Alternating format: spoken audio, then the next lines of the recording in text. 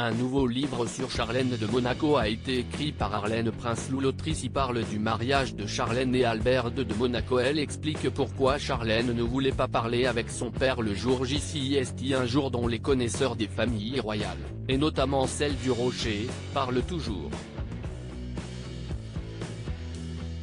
Le mariage de Charlène Wittstock avec le prince Albert II de Monaco le 1er juillet 2011 est un événement historique à plus d'un aspect, mais il aurait pu être marqué par un énorme scandale.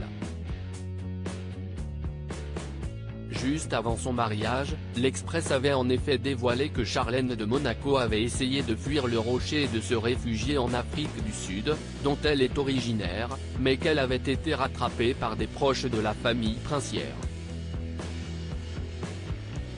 Depuis ce jour, elle est connue comme la mariée fugueuse et les larmes qu'elle verse alors qu'elle est mariée à Albert II de Monaco ont donc été sujettes à de nombreuses interprétations.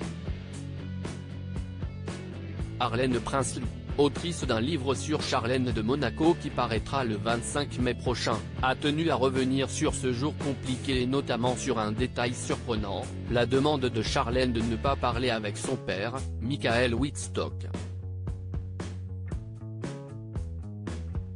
Selon Arlène Prinsloo et ce qu'elle explique dans Charlène Story, l'étonnant destin de la nageuse devenue princesse de Monaco, la mariée redoutait que les médias, déjà très impliqués dans sa vie privée, ne viennent encore davantage gâcher ce jour si spécial.